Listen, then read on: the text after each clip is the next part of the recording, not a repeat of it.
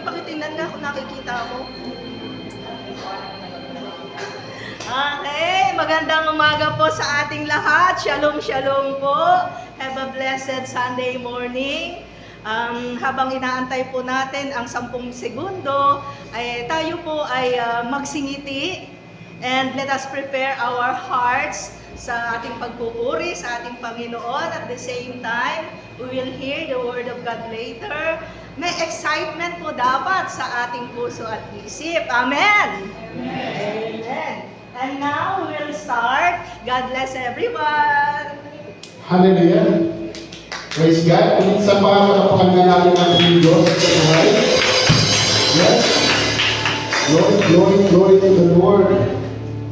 Hallelujah. Panginoon, maraming salamat po God sa umaga nito, Panginoon, sa mga kapatid dito, Panginoon. Muli po na kami po ay nagkasama-sama, Panginoon Diyos, para po kayo ay sambahin. Kayo po ay handugan ng aming papuri, ng aming pagsamba. Ang awin, Panginoon, na narapat lamang sa Diyos na buhay. Kaya sa hari ng mga hari at Panginoon ng mga Panginoon, walang iba kundi ang Panginoon sa Kristo. Panginoon, patuloy na po, babaan ang Panginoon ng sa Kristo. Kayo patuloy na mag-usap sa aming mga puso. Gamitin mo, Lord God, ang mga awitin, Lord God, bilang panalangin namin, Panginoon, ang pagtitiwala sa inyo, Lord God, sa mga oras nito, Panginoon. Patiin po namin, Panginoon, ng aming mga kapatid ay may kanya-kanyang panalangin. May mga kanya-kanyang hiling sa inyo, Panginoon Diyos. Ikaw po, Lord God, ang Diyos, Panginoon, na buhay. At wala pong imposible sa iyo, Panginoon Diyos. Lahat po ay kaya mong tumunan. Salamat po, Lord God, sa mga kasagutan at inaangkin ng mga ng Panginoon. Ngayon umamin ito, Panginoon Diyos, ang mga katugunan mo, Lord God, sa iyong panalangin. Thank you, Lord Jesus. Salamat po ito ang aming sa panalangin. Pangalan ni Jesus. Amen. Isang tayo ng mataas nga po na pagkakas sa ating Panginoon Diyos, sa buhay. Hallelujah. At nakakasama-sama ng sa tayo na kalina ng isang gawin ng pagsamba. Okay, kaya tayo po ay umaga nito, no? Sama-sama po tayo ng Panginoon. Kalingat ating Panginoon Diyos sa buhay. Amen.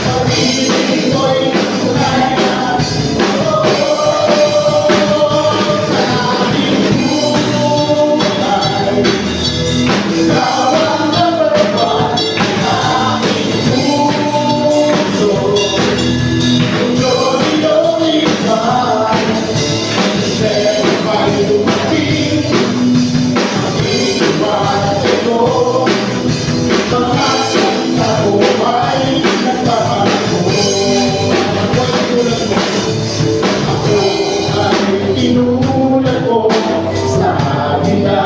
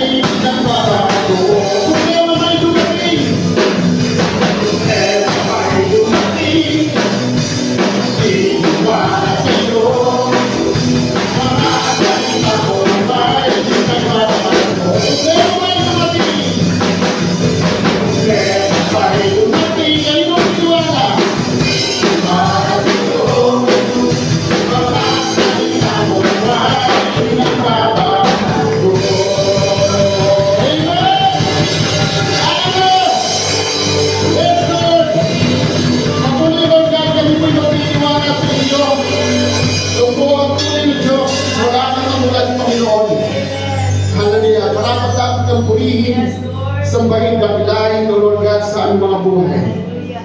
Maraming salamat, Panginoon, sa iyong pag-ibig, sa iyong pagmamahal sa bawat isa ng Panginoon Diyos. Thank you, Lord Jesus, for giving your Son, Jesus Christ, Lord God, for us, Lord. Hallelujah. Tunay nga po, Panginoon Diyos, na wala pang katulad, Panginoon Diyos, ang iyong kabutihan sa bawat isa ng Panginoon Jesus. Ikaw lamang po ang Diyos na nag-iisa. Nag-iisang tapat sa aming Panginoon Diyos. Wala man sa aming Panginoon ng mundo, Lord God. Pero nariyan mo, Panginoon Diyos, sa amin, yung mga salita ko, Lord God. Ipatuloy namin, Panginoon, na pangakawakan, yung mga pangako, Panginoon Jesus. Yes, hallelujah.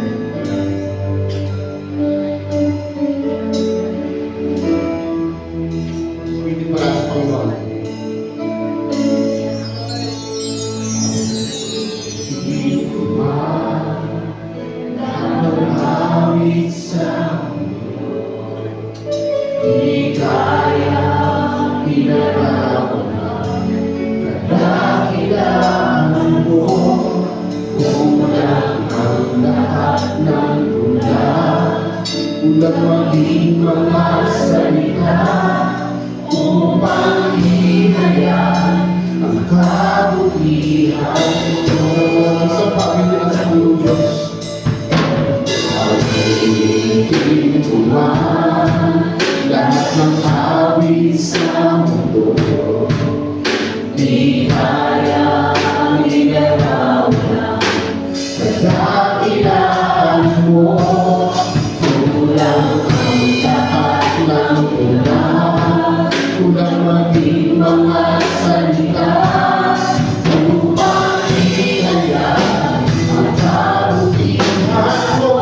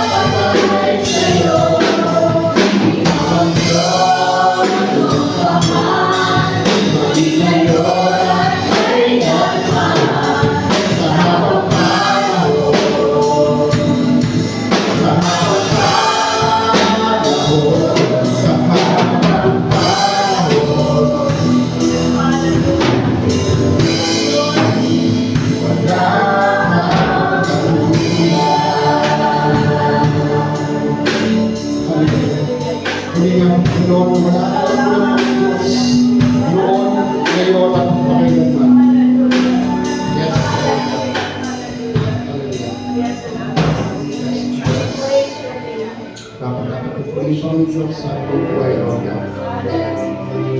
Salamat. Salamat sa kailangan ng Ikaw ang Diyos.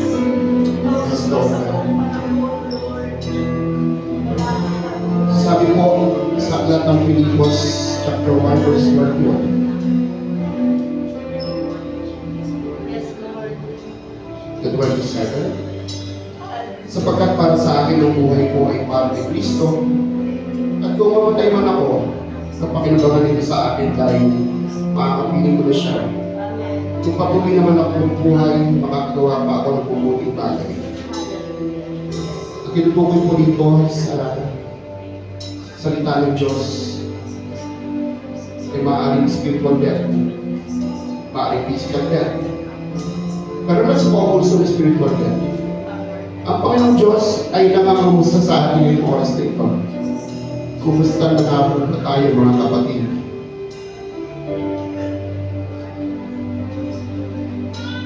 May salita po, na isang strong words of encouragement. Ang salitang padayon. Sabi po sa salitang ito, padayon o patuloy. Tayo ay magpatuloy sa presensya ng Diyos. Patuloy lamang tayo maglingkod sa Kanya. Normal sa isang buhay Kristyano, maraming pagsubok. Marami talaga na-atake sa atin, spiritually, emotionally, socially, financially, lahat ng problema na lang pwedeng dumating sa buhay natin. Dahil nasa mundo ba tayo? Wala pa tayo sa langit. Pero kung patuloy tayo magtitiwala sa Diyos, lahat ng yan ay paniwala. Dahil alam natin pagkasama natin ng Diyos, lahat ng bagay ay kaya-kaya natin pagtagumpayan. Sa ulitin ito po'y paalala sa atin na kung paano tayo maglingkod sa Diyos, paano tayo papatuloy sa Kanya. Kaya nga po, nasabi nga kung meron mang isang barko o kasing laki ng barko na problema, meron naman tayo ng isang Diyos na kasing lawak ng karagatan. Amen. Hallelujah. Yes, Lord. Thank you, Lord. Away sa naman sa Panginoong Diyos na may pagkisiwala. Yes, Lord Jesus.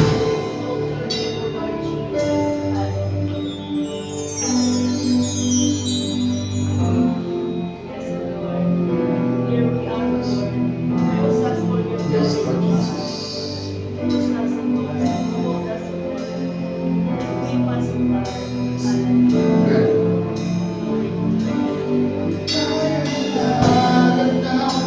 Hindi na mapaparan sa pagkalo. Puso ko ay sa'yo nagmamahal. Sa habang panahon, nanalangin kayamanan ko.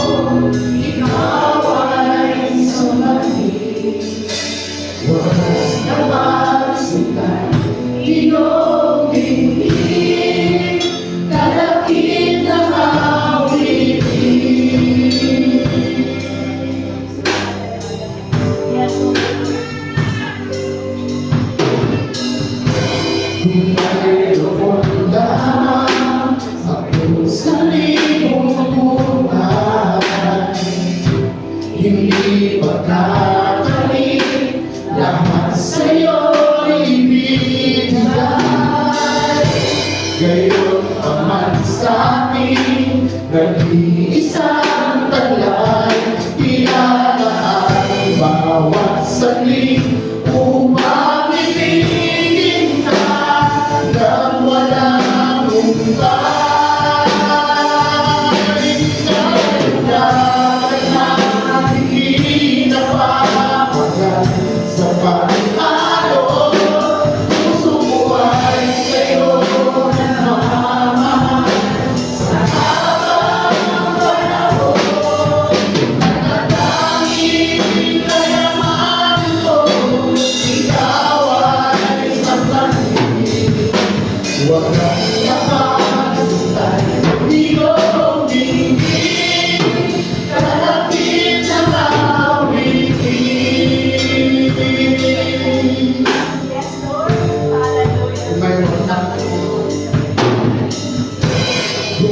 ngayon lamang ako sa libong buhay. Hindi magkakaling lahat sa'yo'y ibigay. Gayon pa man sa'kin, nag-iisang alay, iyalaan bawat saglit upang ibigin ka ng walang umpay. Dahil dapat na hindi nakakasal sa pag-alo, buhay sa'yo nagmamahal. Sa habang panahon, natatanging kayaman ko, ikaw ay sambahin. Wagas na pagsitay, iyong tingin, kalapit na mawin.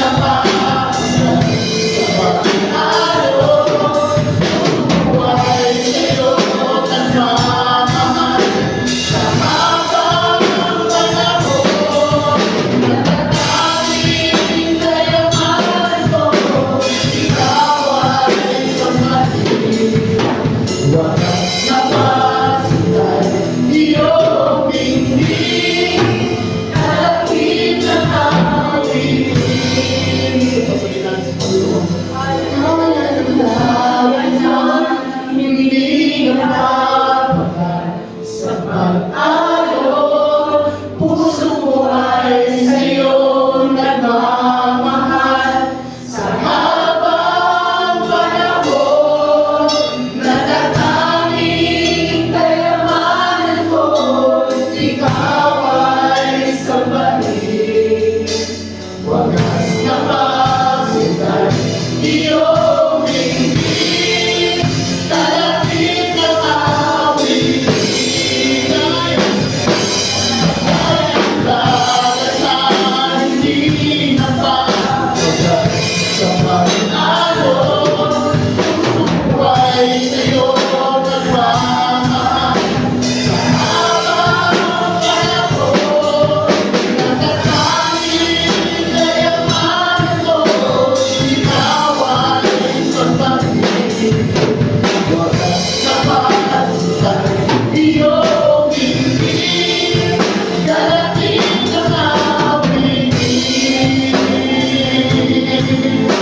Wagas na pagsitay, iyong tingin, kalapit na awit. Wagas na pagsitay, iyong tingin, kalapit na awit.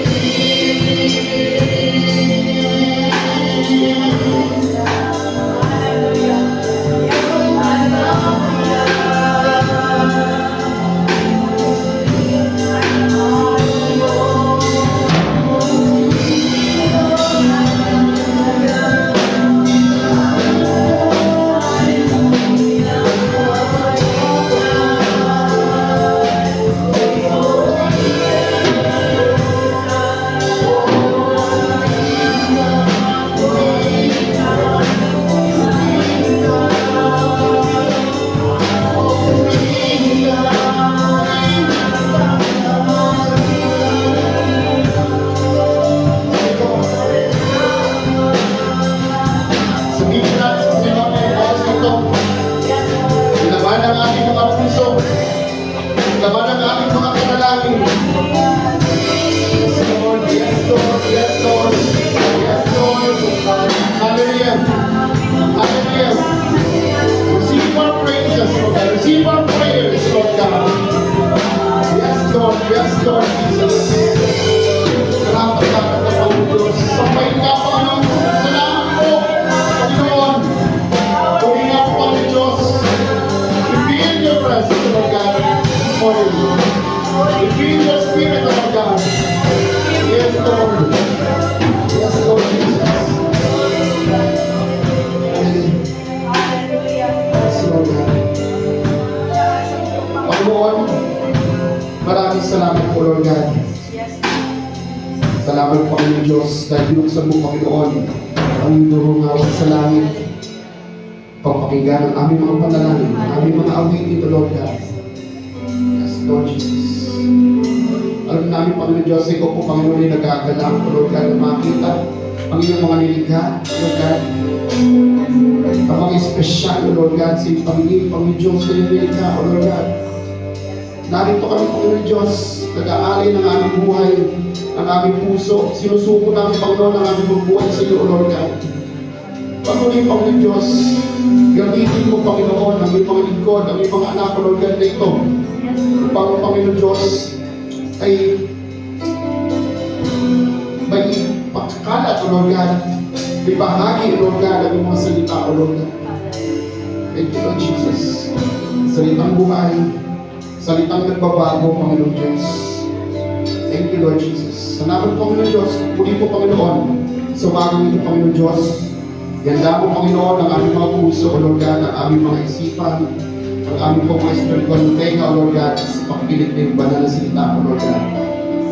Kalakit nga po, Panginoon Diyos, ng aming po mga panalangin ng aming Panginoon, na anumang salita, Panginoon, na aming papakinggan, O Lord God, ay magiging kapakinabangan, O Lord God, sa aming mga spiritual na pamumuhay, Lord God, na magagamit namin ito, Panginoon Diyos, sa araw-araw ng pamumuhay. Pamumuhay namin, Panginoon, ang salita, at patuloy, Panginoon, na magrema, O Lord God, sa aming mga puso, sa aming mga buhay, ang iyong mga salita, O Lord God, sa oras nito. Thank you, Lord God, gamitin niyo nga po, Panginoon, ang aming pong mensahero, O Lord God, yung umaga ito, Panginoon, ang aming Pastor Alex, O Lord God, na magpapahagi ng iyong salita, O Lord God. Salita, Panginoon Diyos, na kahit kailan, Panginoon Diyos, ay hindi nagbabago. Salita, Panginoon Diyos, na nagbabago sa amin, O Lord God, ng aming mga buhay, ng aming mga spiritual, O Lord God. Yes, Lord. Salamat po, Lord God. Muli po, binabalik mo namin sila maingat ang lahat ng papuri, pagsamba, pagdakilang, pasasalamat sa pangalan ni Jesus. Sa lahat ng sabi na, Amen. Amen. Amen.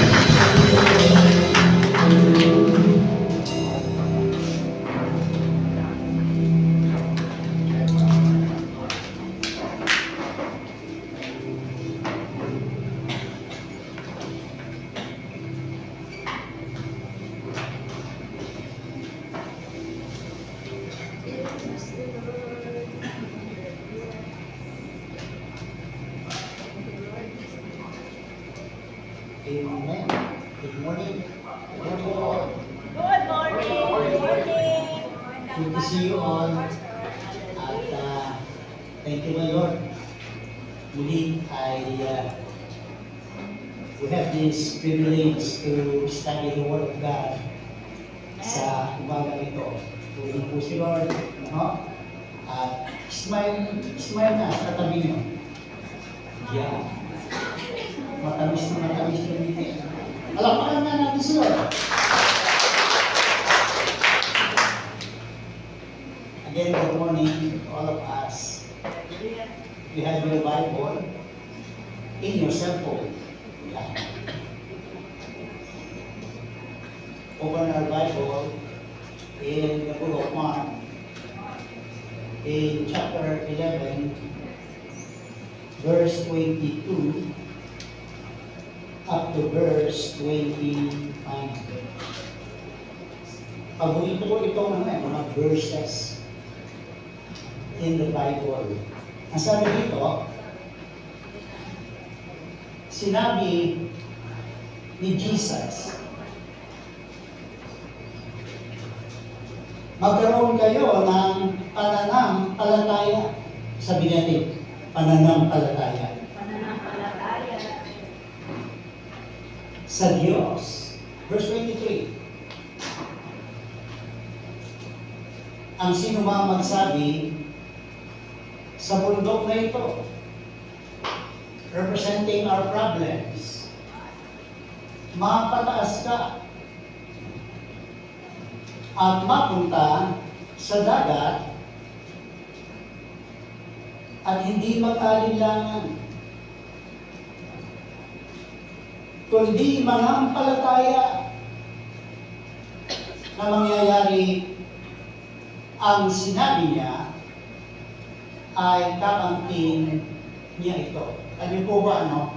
The word faith in the Bible, in the New Testament alone, binanggit ng 600 times.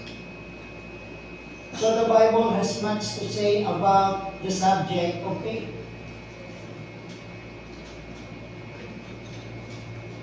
We need faith when we pray para na sa gano'n lahat ng bagay.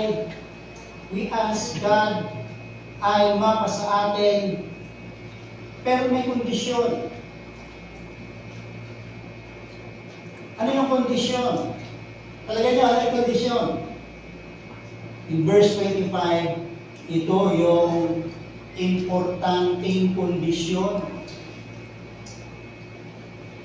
Kung kayo ay mananalangin, what will you do? Magpatawad. Parang hirap atang gawin yan. Kayo upang ang inyong Ama sa langit ay patawarin kayo. Ibig sabihin, we cannot receive the forgiveness of God unless we forgive. Magpatawad kayo upang ang inyong Ama sa langit ay patawarin kayo sa inyong mga kasalanan. Ibig sabihin lamang nito, mga kapatid, ay ganito. Faith is effective if only we forgive. Ulitin ko po, no? Importante ito. Faith is effective only if we forgive. Ang purpose o layunin na pag-aaral natin ng kanyang mga salita o ang layunin ng pagtuturo ng Biblia ay lumago ang ating pananampalataya. That's why the Apostle Paul wrote this letter sa mga Kristiyano sa Efeso. Sabi niya, hanggang makarating tayo sa pagkakaisa ng pananampalataya. Again, the word faith. At sa ganap na pagkakilala sa anak ng Diyos until we are united by faith. At sa ganap na pagkakilala sa anak ng Diyos hanggang tayo ay maging taong may sapat na gulang at may sukat na ganap sa kapuspusan ni Kristo. Nang si Kristo po ay nagpunta doon sa Nazaret, nagulat po siya sapagkat despite si Kristo ay Diyos ng mga Diyos, when He went to Jerusalem, to Nazareth, to minister, nagtaka siya sapagkat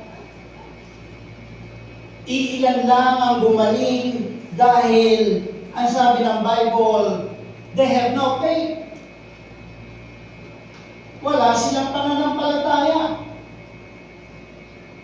At may underlying reason kung bakit yung kanilang pananampalataya, despite the fact they heard the word, but hindi naging effective yung kanilang pananampalataya. What was the reason? Ang sabi dito in Mark chapter 6. In verse 5 and 6. Ang sabi dito, ano? Hindi siya nakagawa ng mga kababalaghan doon maliban sa pagpatong ng kanyang kamay sa ilang may sakit. Nagtaka siya sapagkat hindi sila sumampalataya. Now, ano po ba talaga ang reason at anong ating gagawin for us to have faith? Ang sabi dito, the antidote, yung gamot for unbelief is teaching and preaching and study the word and study the word of God. That's why we read ang ginawang strategy ni Jesus in Matthew chapter 4 in verse 23. Ganito po ang ginawa niya. Para na sa ganon, yung mga tao ay magkaroon ng pananampalataya kasi importante ang pananampalataya para tayo, para yung mga tao ito ay magsigaling. Para yung kanilang mga prayer requests kay Lord ay tugunin ng Panginoon, importante ang pananampalataya. Of course, sabi ng Romans chapter 10 verse 17, faith comes by hearing, and hearing by the Word of God. That's why it is so important for us to attend every Sunday, to hear His Word, to study His Word. And aside from that, mas importante yung ating personal devotion. Every day we read His Word, we study His Word. Amen po ba, mga kapatid? Amen. Palakpakan natin si Lord.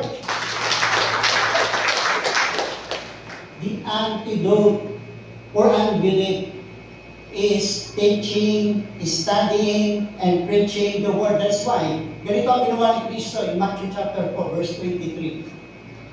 Nilibot niya ang Galilea. Ano ginawa niya? Nagturo sa mga sinagoga at pinapangaral ang mabuting balita tungkol sa paghahari ng Diyos. And that's why, after He preached and teach the Word of God, yung mga tao nagkaroon ng pananampalataya, yung salita ng Diyos, nakapenetrate sa kanilang puso.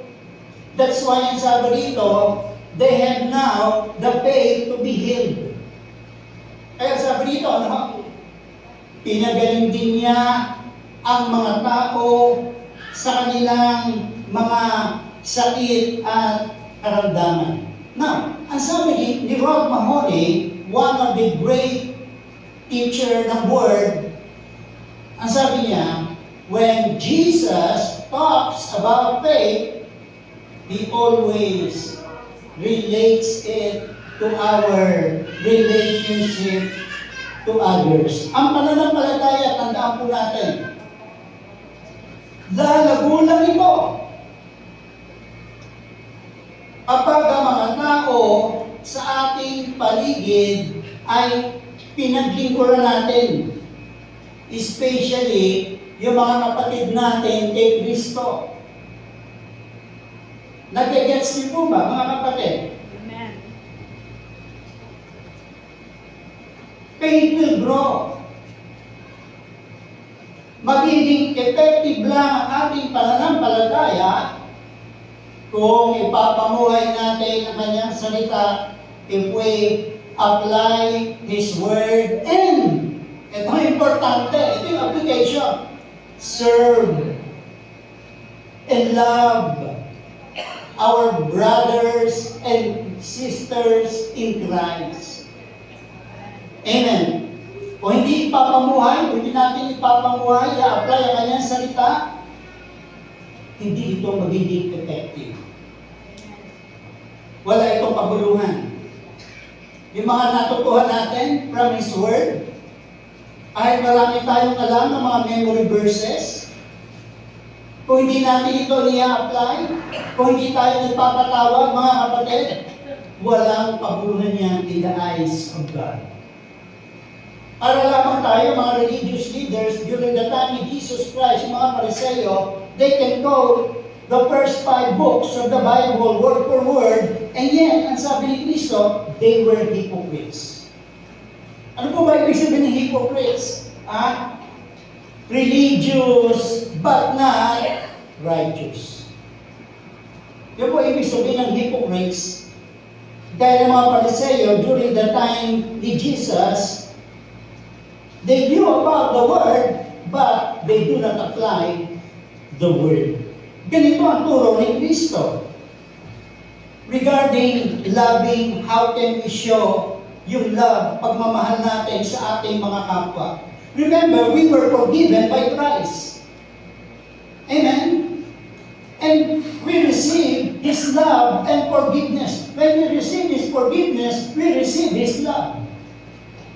Kaya sabi dito, ganito ang turo ni Kristo in Lucas chapter 7, in verse 3 and verse 4, ang sabi niya sa kanyang mga alagad, kaya't mag-ingat kayo. Kung magkasala ang kapatid mo, pagsabihan mo, at kung siya'y magsisi, ano sabi ni Kristo? Patawarin mo. And then, in verse 4, nagtanong muli, ito alagad, ang sabi niya, kung makapito siyang magkasala sa iyo sa maghapon, at makapito rin lumapit sa iyo at nagsabing, nagsisisi ako, anong gagawin mo? At tawarin mo. Yan ang command ni Jesus to us. It is not a suggestion, it is a command. Amen? Now, mapapansin niyo paano tumugon yung mga apostol sa turo ni Kristo na magpatawad, parang nadisya, parang sumego Akala natin parang nadisya Parang hindi na intindihan. Pero may relation yung pagpapatawad, may relation yung faith. Kasi ang tinuturo ni Kristo about faith, may relation yung faith sa ating pagpapatawad. Magiging effective lang yung ating pananampalataya if we forgive. Kaya sabi dito, sa Lucas, in verse 5, nagtanong yung mga apostol. Kasi tinuturo ni Kristo, forgiveness. Pero nagtanong itong mga apostol regarding yung kanilang pananampalataya. Sabi dito, sinabi ng mga apostol sa Panginoon, Lord, dagdagan po ninyo ang aming pananalig sa Diyos. Ano relasyon? Ang tinuturo ni Kristo, forgiveness And yet, ang sabi ng mga apostol, Lord, increase our faith. Parang hindi magkaugnay. Hindi po ba Now, dapat natin maintindihan sa context ng turo ni Kristo sa ating relasyon sa mga kapatid ay ganito. Ito ang context. Noong Luke chapter 17, ang taong hindi nagpapatawad ay walang pananampalataya sa Diyos. Yun yung context. Yun yung ibig sabihin ni Kristo. At kung mananampalataya ka sa Diyos, for your faith to be effective, magpatawad ka sa kapwa mo. No, so, dapat, madalas, we are claiming, nananampalataya ako kay Lord Born again ako. But, dapat natin tandaan,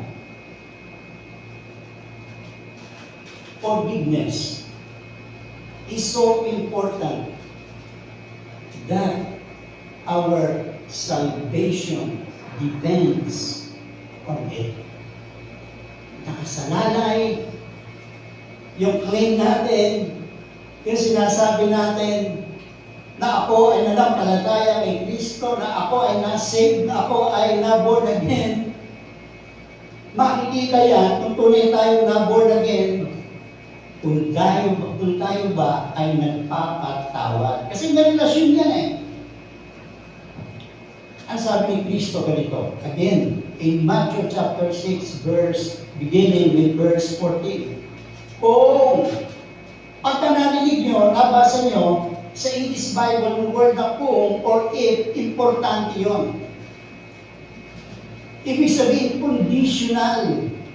Kung pinapatawad ninyo ang mga nagkakasala sa inyo, kung ating ginawa yung kondisyon na pagpapatawad, what will God do to us?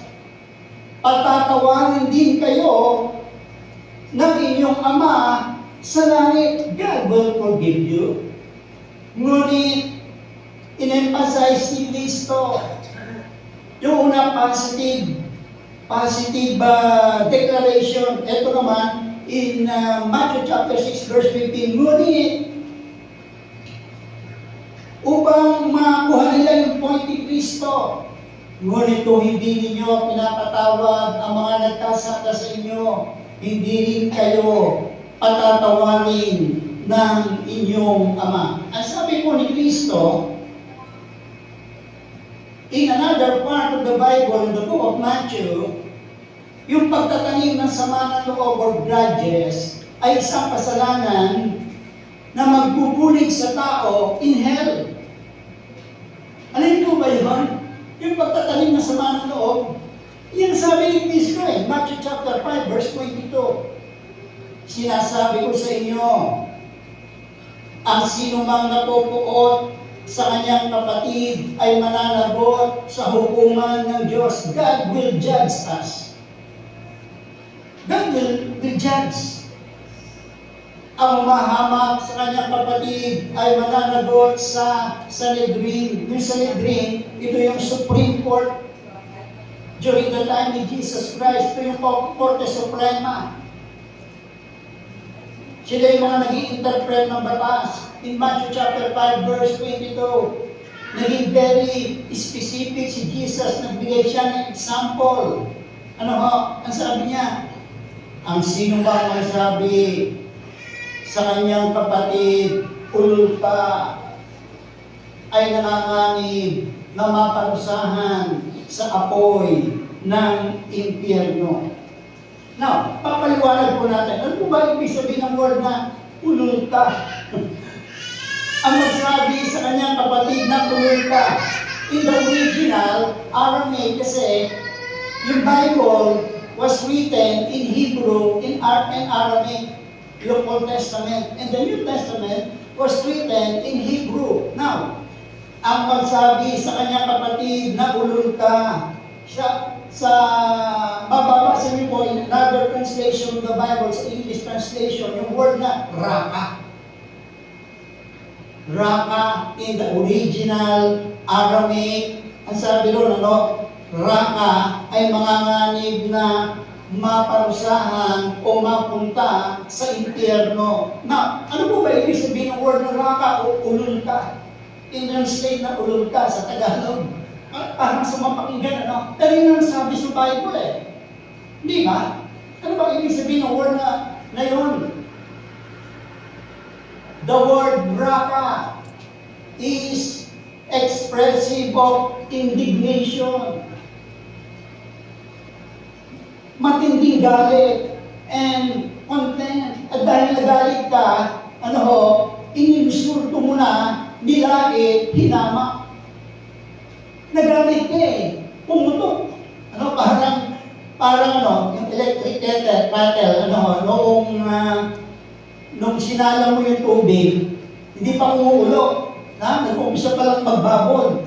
Pero nung umulo na, tumulog na, di ba? Tumutulog yung electric kettle. Parang gano'n, sumabog. Sumabog. Okay, now, the word raka, or ululta, in the original word, sa pagkagagamit ni Kristo, ibig sabihin, it was used as a term of reproach. It means, you are worthless. Wala kang silbi. O wala kang kwentang tao. Di ba pagka galit tayo, ano nasasabi natin? Di ba? Parang gano'n. Yun yung word na, yun yung meaning ng word na raka. Dito? In Matthew chapter 5, verse 22, I will read from the English Bible.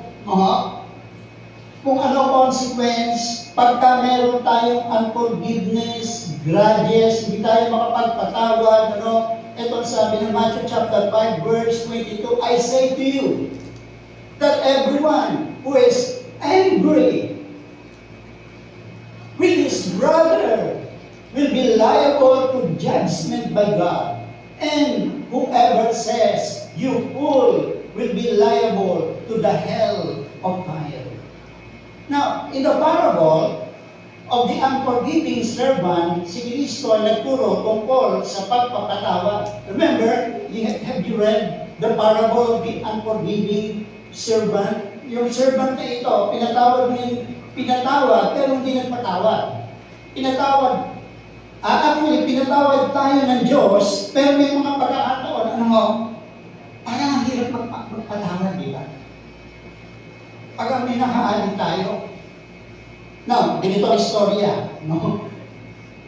In Matthew chapter 18, I will read sa verse 21, verse 22, yung nasa ating PowerPoint, but in verse 21, nasabi dito, si Pedro ay nagtanong, Lord, ilang beses ko ba patatawarin ang kapatid na paulit-ulit na nagkasala sa akin?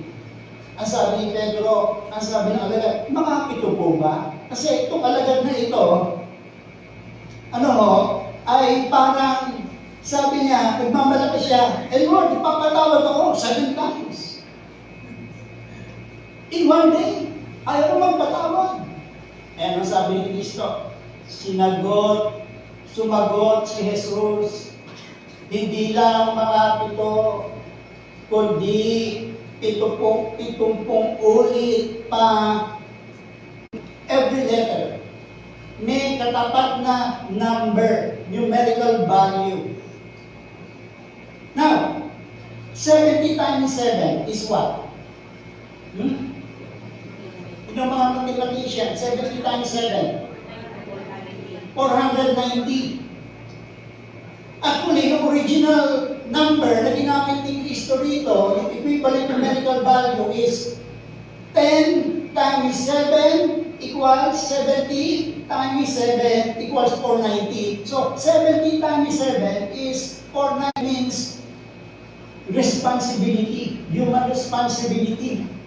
Meron tayong responsibilidad. So, 490, yung numerical value, ang Hebrew word, in the original meaning ng Hebrew word, na 70 times 7 is the Hebrew word na tamim. Tamim, which means to complete, perfect, or finish. Ibig sabihin, ganito pala, a person who cannot forgive will always live an imperfect and incomplete life that lacks a true understanding of the finished, gracious work of Jesus Christ. Ibig sabihin, pagka hindi tayo nagpapatawad, baka hindi natin lubusan na intindihan yung pagkamatay ni Kristo doon sa krus ng Kalbaryo. Baka hindi natin naintindihan na yung kaligtasan na tinanggap natin. Yung kung ibig sabihin nun. Kasi, yung tunay na nakakilala kay Kristo, ano yung tinanggap natin? Salvation and the love of God. And when you have the love of God, yung agape love, ang ibig sabihin ng agape love, sacrificial love. Magpas-ning February, yung araw ng mga puso. Na ibig sabihin nun, if you are truly a born-again Christian, you receive the love of God in your heart. Therefore, ano ang conclusion yun? You can forgive. But if you cannot forgive, may problema sa heart natin. May problema. Verse 23. Now, also, 490, di ba? Yung 490 ay meaning walang hanggan. Yan ang ibig sabihin nun walang hanggan. Walang hanggan mo matatawarin ang kapwa mo. 490 is also the value of the Hebrew phrase, let your heart be perfect. Ikaw ay maging perfecto. Ikaw ay maging banal. Parang hirap, di ba? Be ye holy. Be ye perfect. Even as your Heavenly Father is perfect. Now, yung word na ginamit dito, sa word na perfect, yung numerical value nyo is 490. Again, ibig sabihin nito ganito. Forgiving, kasi ang hirap maging perfect, di ba? But forgiving helps to make us complete and is key to perfecting our hearts. Kaya, importante magpatawad, mga kapatid. Ano? Amen? Palakpakan na natin si Lord. Now, verse 23. Ang paghahari ng Diyos ay tulad nito. Pinasya ng isang hari na pagbayari ng mga lingkod na may utang sa kanya. Now, the king here is Jesus. The king here is God. Yung pong ibig sabihin nun. No? Verse 24. Ang unang dinala ay isang may utang na ilan? 10 milyon. Pero actually, hindi na-capture yung true meaning sa Tagalog ng word na 10 milyon. Ang 10 milyon sa English Bible, mas malinaw. Ang word na ginamit, ano word na ginamit in your English Bible? 10,000 talents. Ayun po ba, yung 10,000 talents, ito ay sweldo ng isang pangkaraniwang manggagawa noon at ngayon na susweldohin niya kung magtatrabaho siya ng 275,000 years. Posible ba yung mabayaran? Imposible. Nagre-represent ito sa ating mga kasalanan. All have sinned and come short of the glory of God. Ibig sabihin, imposible na mabayaran natin ang ating kasalanan sa Diyos. Imposible. Ano po? Now, to put it sa yung death of 10,000 talents, ano? Kung ang buhay ng tao tatagal ng 60 years, no, ibig sabihin, dapat tayong mabuhay ng 4,583 times para makabayad. Sino rin pa may 2 buhay? Wala, di ba? Pastor, yung pusa, siyang nabuhay. Hindi totoo yun. Isa lang ang buhay natin. Di ba? Isa lang ang buhay natin. Kaya huwag natin isugal.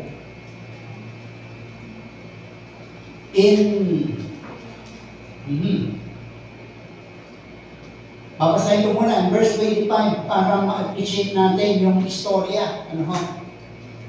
Ang sabi dito, verse 25, saka tayo lalaho dito sa verse 28. Ang sabi dito, dahil siya'y walang ibayad, inutos ng hari na ipagbili siya ang kanyang asawa, mga anak, lahat ng ari-arian upang makabayad. Kahit anong gawin natin, mga kapatid, sa ating kasalanan, hindi tayo makakabayad. Kahit ipagbili pa natin ang ating lahat ng ari-arian, ang ating buong pamilya, ang ating angkan, kahit pag-aari pa natin ang buong mundo, hindi sapat. Verse 26. Matalino rin itong servant na ito, no? Sa una. Ang sabi niya, lumuhod ito sa hari. Remember, sino yung hari? Ang Diyos. God. Lumuhod ito sa hari at nagmakaawa. Di ba? Paano tayo narinig? Mahal na hari, bigyan ninyo ako ng panahon. Babayaran ko sa inyo ang lahat. Pero imposible, babayaran niya Kailangan mabuhay siya ng 275, ilang taon? Kailangan 4,583 times na buhay. Meron siya, imposible yun. Amen? Nag-initiate yung Diyos ng hari. Ano ginawa ng hari? Naawa ang hari, kaya pinatawad ang kanyang mga utang at pinayaan siya. Remember, ang Diyos is a merciful God. Kaya tayo napatawad. Kaya tayo na born again. Amen. Kaya tayo nandito ngayon. Pinatawad tayo ni Lord. Amen. Are you glad we are forgiven by God? Ano, palakpakan natin si Lord.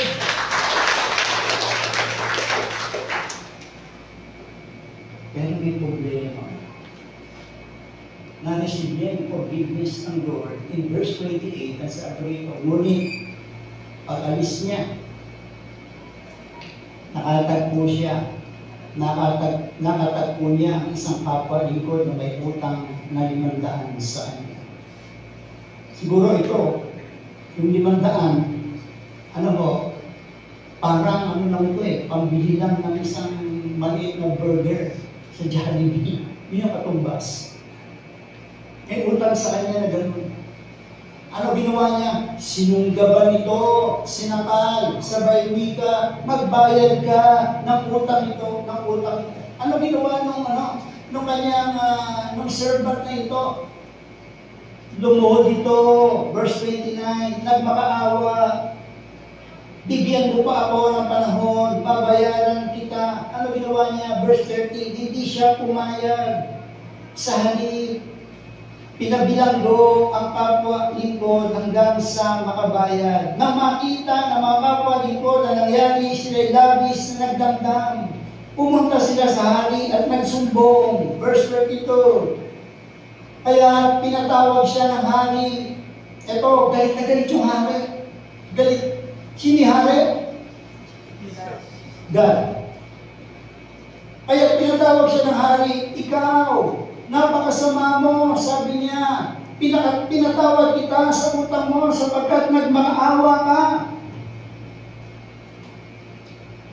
Nahabag ako sa iyo. Hindi ba dapat ka rin mahabag sa kapwa mo sa galit ng hari? Siya'y pinabilanggo hanggang sa mabayaran niya ang kanyang utang. Gayon din ang gagawin sa inyo ng ating Ama sa langit kung hindi ninyo patatawarin ang inyong mga kapatid. Now, may mga lessons itong parable na dapat natin maintindihan. Bilang mga Kristiyano, ano po ba yung mga lessons na yan? From this parable, una, mga kapatid, unforgiveness is wickedness. Pagka sinabing wicked, sa Bible, ibig sabihin ng wicked, ubod ng sama. Unforgiveness is wickedness. Ano sabi ng Biblia in Matthew chapter 18, verse 32? Ang sabi niya dun sa unmerciful servant, unforgiving servant, ang sabi niya, kaya pinatawag siya ng hari. Anong sabi sa kanya? Ikaw, napakasama mo. You wicked servant. Sabi niya, ibig sabihin, tinuturing ng Diyos ang hindi, kundi tayo nagpapatawa, tinuturing tayo na napakasamang tao. In the eyes of God, mortal sin yun. Yung unforgiveness. Amen. Now, John B. Beer said, ang hirap magpatawa, di ba? Pero we can forgive. Bakit? Bakit we can forgive? Born again din. You receive the love of God Kaya kaya mong magpatawad. Amen? Kung may mga pagkakataon na parang hindi tayo makapagpatawad, pray. Sabi mo, Lord, be honest. Sabi mo, Lord, parang ang bigat-bigat Parang hindi ko kaya. Pero Lord, tulungan mo ako. Tutulungan mo ako. Palalambutin mo ang puso ko. Di ba? We can pray. Amen? Napalambutin ni Lord ang puso natin. Di po ba? Kasi si Lord walang hanggan yung kanyang pagpapatawad sa atin. Lumapit ka lang sa Kanya. Ano ho? Anytime, anywhere, God will forgive you. Yung forgiveness ni Lord available every time, available yan. Amen? Because God is a merciful God. Yun ang purpose kung bakit si Kristo sinugo. Ano? To forgive us. To forgive us. Now, John Bevere said, a Bible teacher and author, he said, if you are offended and in unforgiveness and refuse to repent of this sin, you have not come to the knowledge of the truth. Kung tayo ay hindi nagpapatawad na sabi niya, at ayaw natin magsisi, we are not in the truth. Wala sa atin ang katotohanan ng kanyang mga salita. Posibleng nakikinig tayo ng kanyang mga salita, nag-aaral tayo ng kanyang mga salita, pero yung truth, hindi nakapenetrate sa puso natin. Hindi nakapenetrate. Also, he said, regarding unforgiveness, you are deceived and you confuse others with your hypocritical lifestyle. You'll become a spring spewing out bitter waters that will bring deception na truth. Parang isang bukal. Yung buhay natin nang lumalabas, mapait na tubig. Siya, ang taong yun ay maraming iligaw dahil wala ang katotohanan sa kanya. Ibig sabihin, kung di tayo nagpapatawad, ibig sabihin, na-deceive na tayo ni Satan. Pumasok na yung deception. Nalabig yung ating pananampalataya. No, second lesson from the parable, why it is so important to forgive. Secondly, mga kapatid, unforgiveness provokes God's anger. God is a God of love. Remember, siya ang Diyos ng pag-ibig. Pero, if we do not forgive our brethren, remember, we receive His love and forgiveness, but if we do not forgive our brothers and sisters, it provokes God's anger. Hindi ba, Pastor, hindi naman nagagalit ang Diyos? Hindi biblical yan. God is a God of love, but God is a God of justice. Ang sabi ng Bible, ganito, sa galit ng hari, sinihari, in this parable, sinihari, God. Sa galit ng hari, siya ay pinabilanggo in Psalm chapter 7 verse 11, God is angry with the wicked every day. And unforgiveness is wickedness. Number 3, lessons from the parable. Ang atlong lesson, unforgiveness imprisons us. It opens us, isang kasali to the tormentors. Sino yung tormentors? Sino yung nagpapahirap, mga kapatid? Satan, the devil. Kung hindi tayo nagpapatawad, nagkaroon ng butas. Yung mga demonyo, si Satan, sa buhay natin, para natin i-invite si Satan, yung mga demonyo, sa buhay natin. And remember, ano sabi sa Bible, in John chapter 10, Satan comes to kill, to steal, to destroy. Siya ay naparito upang pumatay, magwasak ng buhay, at pumatay, at to kill, to steal, magnakaw, pagnakawan pa. If we do not forgive, we are inviting Satan sa buhay natin, sa ating family. Amen? Yun ang ibig sabihin dito, no? Unforgiveness imprisons us. It opened us up to be tormentors. Ano sabi? Matthew chapter 18, verse 34. Wala yan. Okay. Ito sabi sa Matthew chapter 18 verse 34. Sundan niyo na lamang po. Ito sabi sa Tagalog. Sa galit ng hari, siya ay pinabilanggo. Nelson Mandela said, great leader ito sa South Africa. Nasabi ito, ang hindi pagpapatawad ay parang pag-inom ng lason. Ang lason ay gusto nating ipainom sa ating mga kaaway upang sila'y mamatay. Di ba may mga pagkakataong ganun pa, mamatay na. Di ba? Kung isa, sobra natin galit. Ang totoo, sabi ni Nelson Mandela, hindi ito Christian, ha? Kasi naranasan niya, nakulong siya, pinakulong siya na walang dahilan. For 50 years. Doon sa South Africa, alam niyo po kung sino nagpakulong sa kanya? Sa South Africa, yung mga British, yung mga British, mga Kristiyano to. Pinakulong siya, na walang dahilan. Ano ho? Racial discrimination. Pinakulong siya 50 years. Kaya nung napabas siya sa kulungan, ugod-ugod niya. Ang sabi niya, pero despite that, nagpatawad dito si Nelson Mandela. Hindi ito Kristiyano, si Nelson Mandela. Pero sabi niya, ang hindi pagpapatawad ay parang pag-inom ng lason. Natutuhan niya ito habang nakakulong siya for more than 50 years. Natutuhan niya magpatawad kahit hindi siya Christian. Ang hindi pagpapatawad ay parang pag-inom ng lason. Sabi niya, ang lason ay gusto natin ipainom sa ating mga kaaway upang sila'y mamatay. Gusto natin silang gantihan. An eye for an eye, a tooth for a tooth. Pero sabi niya, ang totoo, na-realize niya later on, siguro ulit, galit na galit siya. Wala naman ako kasalanan.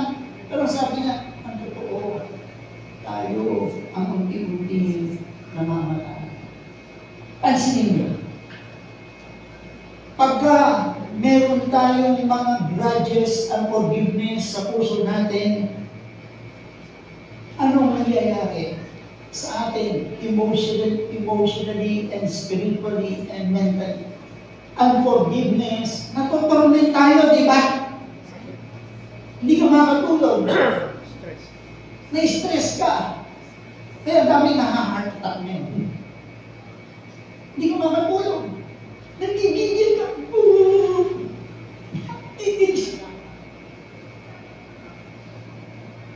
Yung iba nauwi sa pagpatay eh.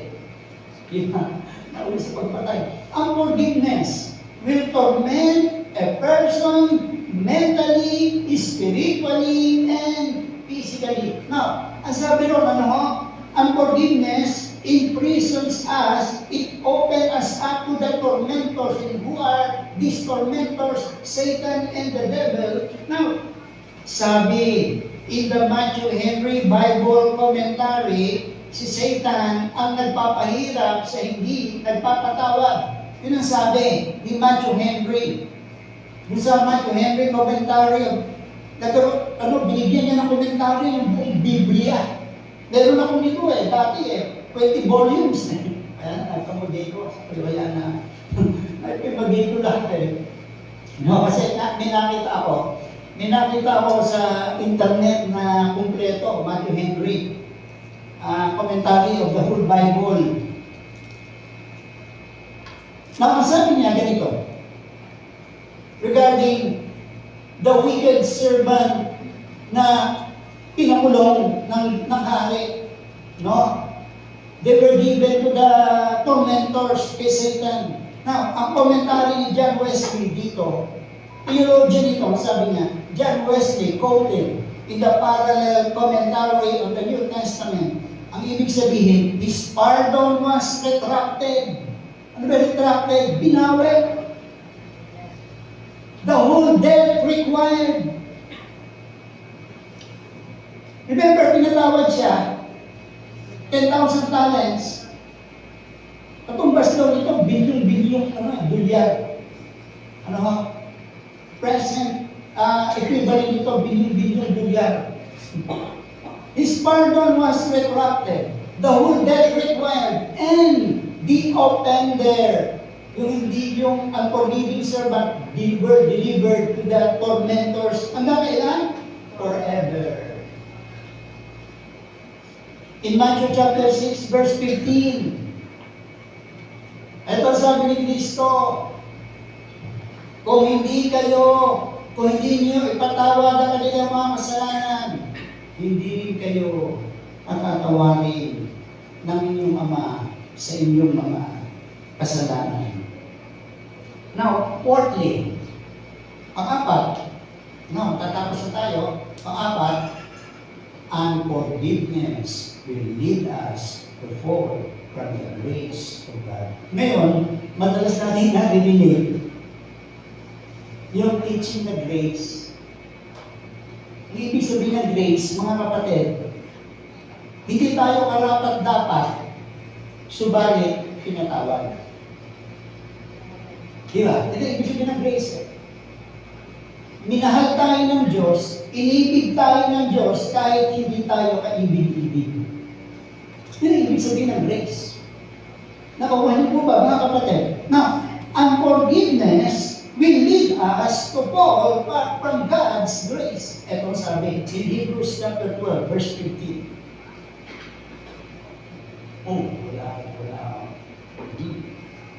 Wala akong ito, pakinggan nyo na lamang. Hebrews chapter 12, verse 15. Pag-ingatan, huwag tumalikod ang sinuman sa inyo sa pag-ibig or grace.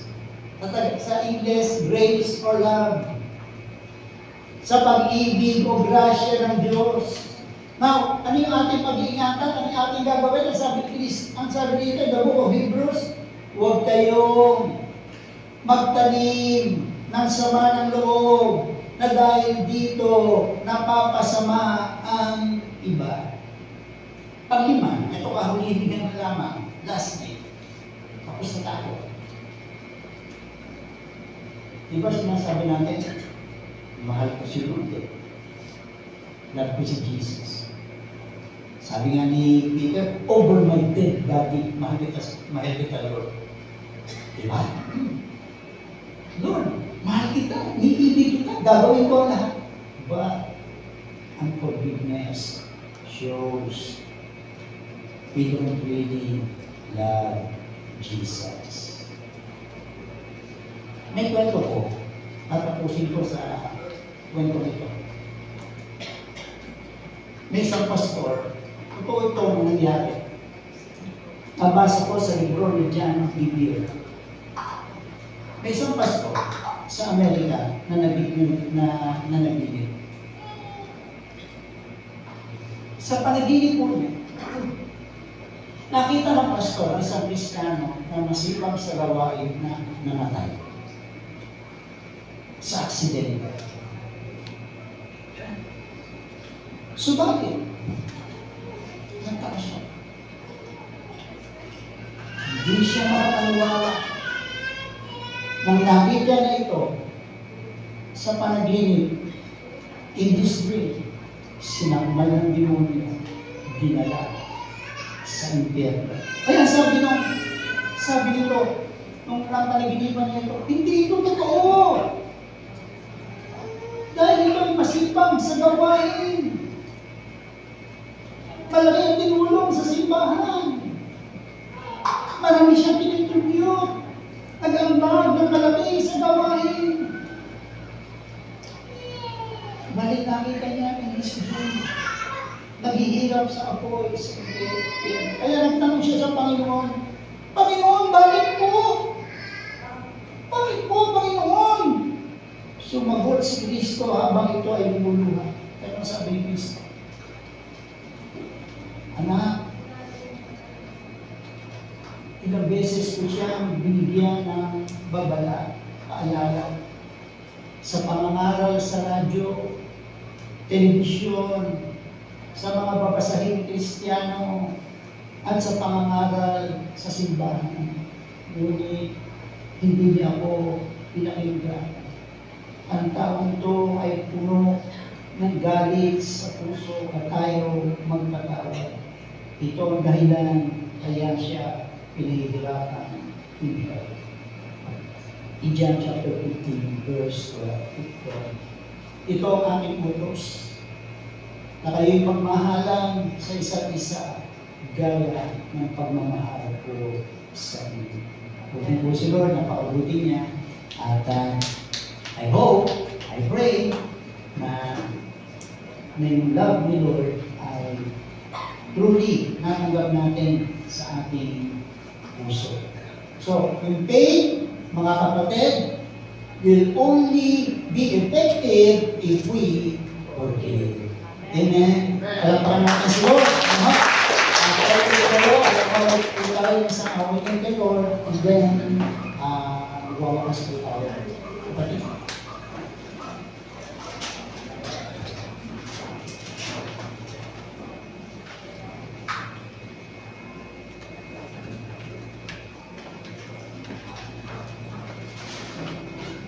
Ska, tayo po muli dadamos sa pag-awit sa Panginoon ngayong umaga ito. Pagiging po natin sa Panginoon Diyos. Pali nga po Panginoon Diyos, kung kami yung po Panginoon magkakaroon sa libong buhay Panginoon, nais namin Panginoon Diyos ay mapapurihan ka nga pasalamat. Ikaw Lord God, makagawa kami Panginoon ang kabutihan sa aming kapwa, Panginoon Diyos. Yes, Lord. Amen. Awigin po natin. Kaya ng dagat na hindi napapanag sa pagkalo, puso mo ay sa'yo nagmamahal sa habang panahon. Nagkakaling kayamanan mo, ikaw ay sumali. Wagas na pagsikan, iyong ibig, kalapit na kawitin.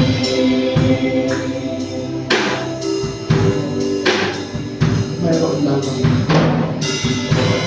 mayroon lamang ako sa libong buhay, hindi pagkakali, lahat sa'yo'y ibibigay.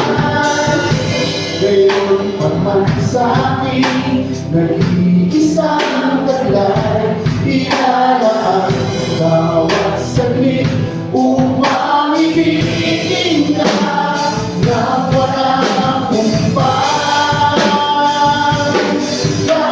Dahil hindi napapagat sa pag-alo, buhay sa'yo mamahal sa habang panahon. Nagkakaling kayamanan mo, ikaw ay sumali. Wagas na pagsitan, iyong bingin, kalapit na nawitin. Kayang dagat na hindi napapagat sa pag-alo, buhay sa'yo mamahal sa habang panahon. Nagkakaling kayamanan mo, ikaw ay sumali.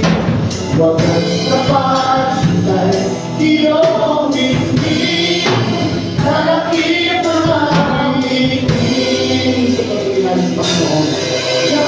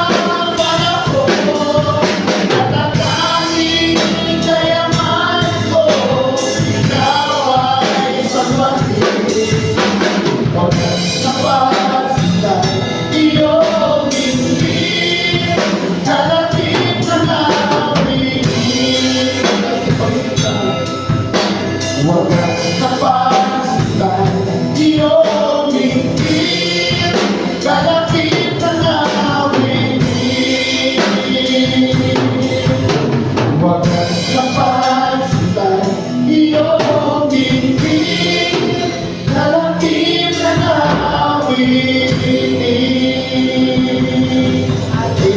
Amen. Sa malakas nga po ang pangapos natin ng Diyos.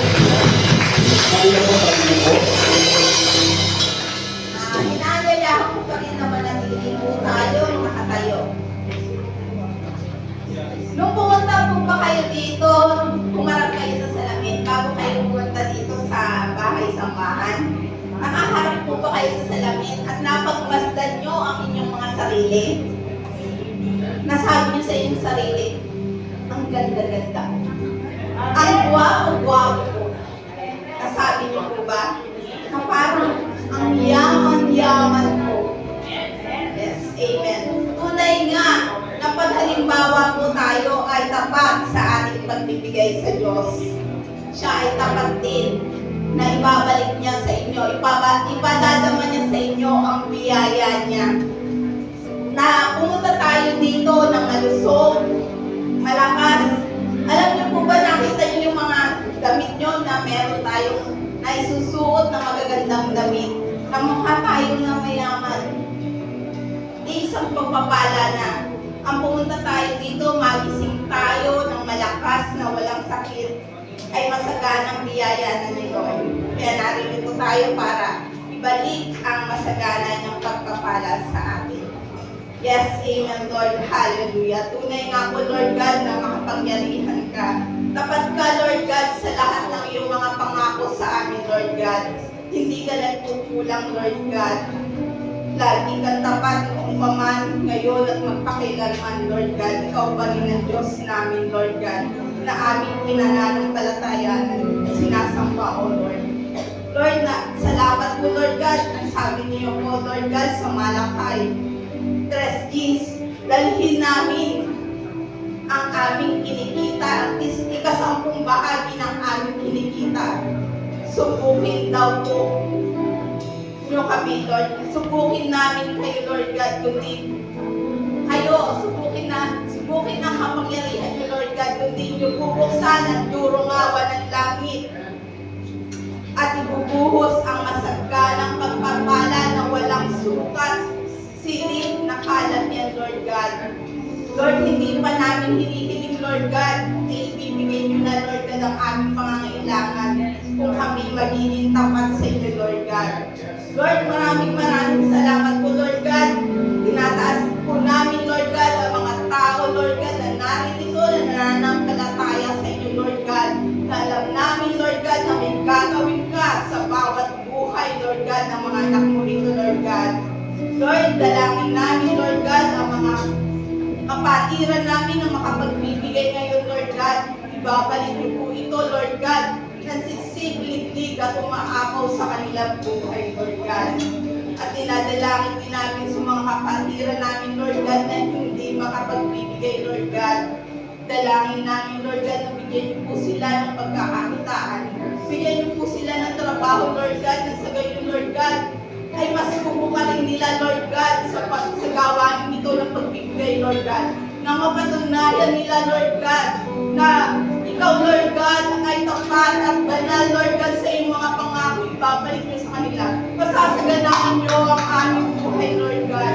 Maraming salamat po, Lord God, at dalangin namin ang mga salapi na aming maingit kung may magkamit ito, Lord God, sa paghayo.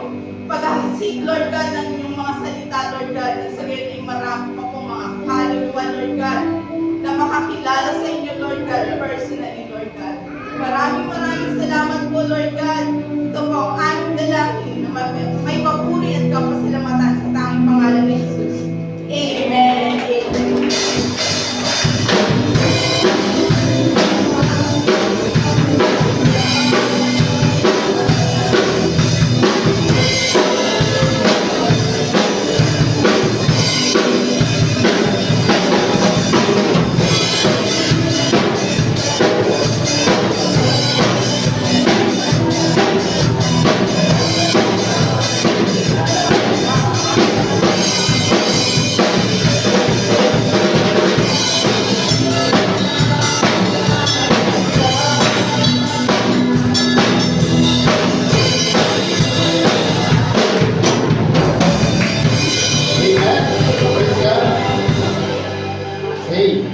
Hallelujah.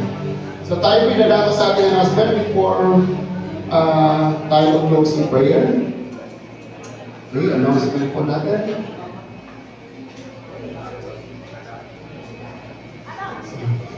Okay, patuloy po natin inanyayahan natin na supportan po natin yung ating prayer meeting.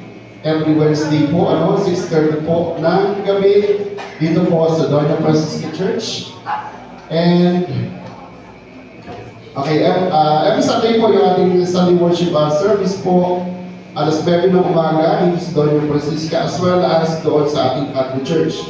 Kung di po tayo makakadalaw ng personal o face-to-face, meron po tayong HTML live feed via Facebook. Pwede po tayo mag-tune in para po updated tayo sa gawain Lord, sa mga salita ni Lord. Yeah. And men's fellowship po natin, every 6:30 po ng umaga, sa araw po ng Sabado.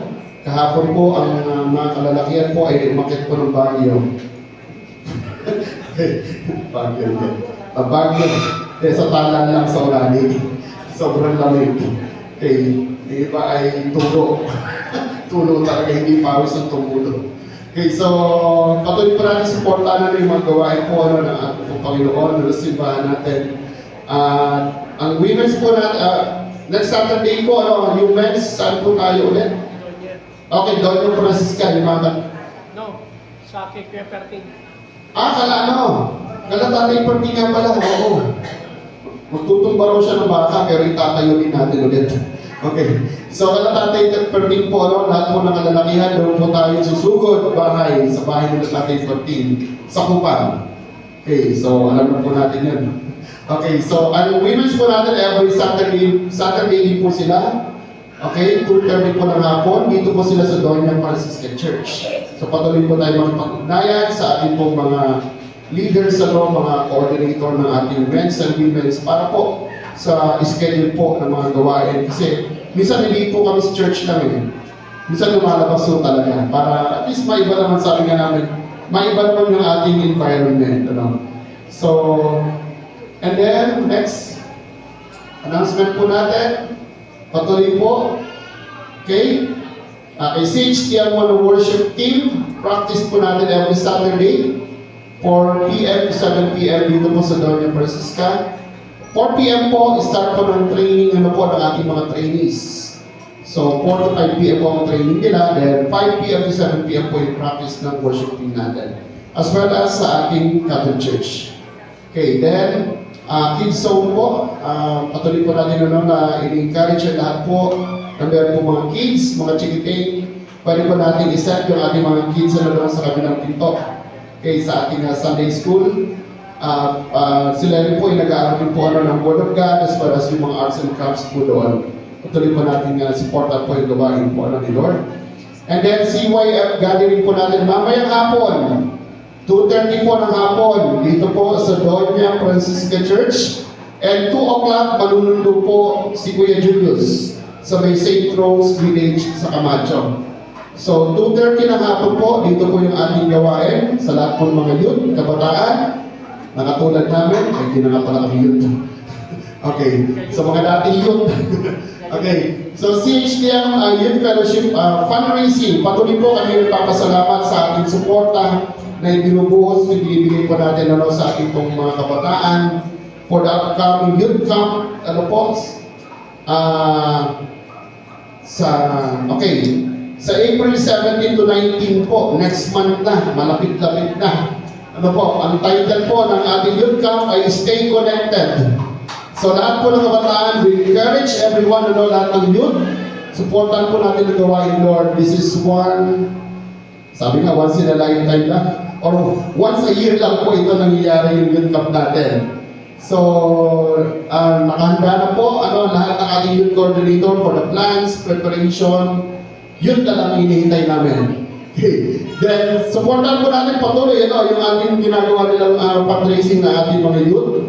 Sa Cadre at sa Doña Francisca, naglatag po sila ng table for their products, na gawa nila. Actually, yung mga pastillas ay gawa po nila, yung mga Graham balls, yung mga bracelet, talagang sila din lang yan, kaya nag-prepare. Then yung iba po ay through Ate Kian, yung mga Okay, yung mga Singapore. Okay. So patuloy, supportan po natin. Kami po ay patuloy po na humihingi na yung suporta. Supportan po natin, send po natin yung ating po mga anak, yung ating mga apo, dito po sa youth camp na ito. Again, sabi nga may enjoy nila yung gawain nito. Ito po ay gaganapin sa Rulis Park, Rulis Park sa may Dangkol. Okay, Rulis Park sa Dangkol. So ilang araw yan kay Jarel? 3 days and 2 nights. Kasi noong nakaraan, nagkaroon tayo ng youth camp, 2 days and 1 night na weekend. Actually, 1 night na yon, umulan pa. Kaya talagang walang nakatulog, napuyat. So, pero hindi. Praise God kasi meron naman po silang session hall doon. Doon namin nilipat yung mga tent. Nakatulog pa rin naman kahit pa paano. So, dito po, we will assure yung safety ng ating mga anak, ng ating mga apo sa dating po na youth camp nito sa April 17 and 19. So, kami po ay talagang hands-on, sabi nga, walang tulugan kung kinakailangan. At humingi na rin po kami ng suporta sa ating mga katatayan sa men's na tulungan kami sa pagbabantay lalo na sa gabi. So meron tayong marshal sa gabi. Parang ginawa natin noong nakaraang taon at yung mga nakaraang camp na meron po round the clock na marshal tayo sa gabi na mag-iikot para po ma-secure din po yung area, yung perimeter natin. So, yun po. Tayo natin manalangin sa Panginoon. Yes, Lord, hallelujah, Jesus. Hallelujah, Lord God. Patuloy ka namin pinupuri, sinasambay, sinasasalamatan, Panginoon, sa araw na ito, Lord God. Tunay nga po, Panginoon, natutuwa ka, Panginoon, sa mga anak mo na patuloy, Lord, na naglalaan ng panahon para po sa iyong gawain, especially itong araw na ito, Lord God. Tunay nga po, Diyos, na salamat, Panginoon, sa pamilya na narito, Panginoon, sa bawat pamilya na narito, Panginoon, na naglaan ng oras para sa iyo. Naniniwala kami, Panginoon, na ito po ay hindi masasayang at ito po kailanman hindi nasayang, Panginoon, ang lahat ng mga oras at panahon na nilalaan ng bawat sa amin, Panginoon Diyos. Tunay nga po, Lord, salamat din po sa mensahe mo na tinuro mo sa umagang ito na kung saan nabuksan ang aming mga puso, ang aming mga pandinig, ang aming mga isipan, na Lord, maraming magiging hadlang po kami, Panginoon, na hindi magpapatawad, Panginoon, Lord God. Kaya nga po, Lord, sa oras na ito, Lord, nilalapit po namin sa aming mga sarili, ang aming mga puso. Kung meron ka man nakita, Panginoon, na unforgiveness sa aming mga puso, Lord, Lord, humingi po kami ng tawad, Lord God. We have to bow down ourselves to you, Lord God. Patawarin po kami sa lahat ng aming mga kasalanan, sa lahat po ng aming mga pagkukulang, mga bagay po na nasabi namin intentionally, sinasadya o hindi man sinasadya, Lord. We ask, Lord, for forgiveness, Lord God. Humingi rin po namin ng tawad, Lord, ang mga tao na nakasakit sa aming kalooban. Lord, maging ang aming mga sarili, Lord, ay nilalapit po namin sa iyo, sinusumbong namin sa iyo, Lord God. Patawarin po kami, Lord God. Salamat, Lord, dahil pinag-iisang Diyos, Lord, na nagmamahal, nagpapatawad sa amin, Lord. Ang pagmamahal mo nga po, Panginoon, ay hindi nasusukat. At kailanman hindi masusukat, Panginoon, ng ano pa man, Panginoon. Salamat dahil may isang Diyos, Lord, na nagmamahal sa bawat sa amin, Lord God. Despite, Panginoon, ng aming mga kahinangan, despite, Panginoon, ng aming mga kasalanan, may isang Diyos, Lord, na tunay na nagmamahal sa amin, Lord God. Salamat sa iyong agape lang, Panginoon, sa patuloy na nararanasan namin sa aming mga buhay, Lord God. Lord, nakikita mo, Panginoon, ang bawat pamilya na ito, Panginoon, na nagnanais na makilala ka, na nagnanais, Lord, na maglingkod sa iyo. Dahil sabi mo po sa iyong salita, Lord, that as for me and my house, we will serve the Lord, Lord God. Kaya nga po, Lord, we declare, Panginoon, ang salita mo na yan sa aming pamilya, Panginoon Diyos. Lord, sa pansamantala namin pag-iwalay, sa mga magtatrabaho, sa mga maghahanap buhay, sa mga mag-aaral, sa pagbiyahe, Panginoon, dalangin po namin, Lord, ang iyong protection, Lord God, ang iyong presensya, ang iyong banal na Espiritu, Lord, ang siyang mag-ingat sa bawat sa amin, Panginoon, Lord God. Tunay nga, Lord, na ingatan niyo po ang bawat sa amin, Lord God, ilayo niyo po sa sakit at karamdaman, sa anumang gawa ng kaaway, Panginoon, Lord God, ingatan niyo po kami, Lord God. Tunay nga po, Diyos, ang iyong banal na Espiritu mo, ang presensya mo, ang siya pong lagi mag-ingat sa bawat sa amin. Sa bawat pamilya namin, Lord God, ikaw pong mag-iingat, Panginoon, Lord God. Salamat, Panginoon. Tunay nga, Lord, ang katagumpayan ay tanging sa iyo lamang po na bumula, Lord God. Naman po ang prayer request ng bawat sa alam po namin na ito po ay pinagkagpumunan. Alam po namin na ito po ay tinugong mula po, Lord God. Salamat po, Panginoon. Panginoon. Sa iyo pong lahat ng papuri, sa iyo pong lahat ng pagdakil at pagsamba sa tanging pangalan ni Jesus na kayo magligtas. Amen and amen. God bless you all po.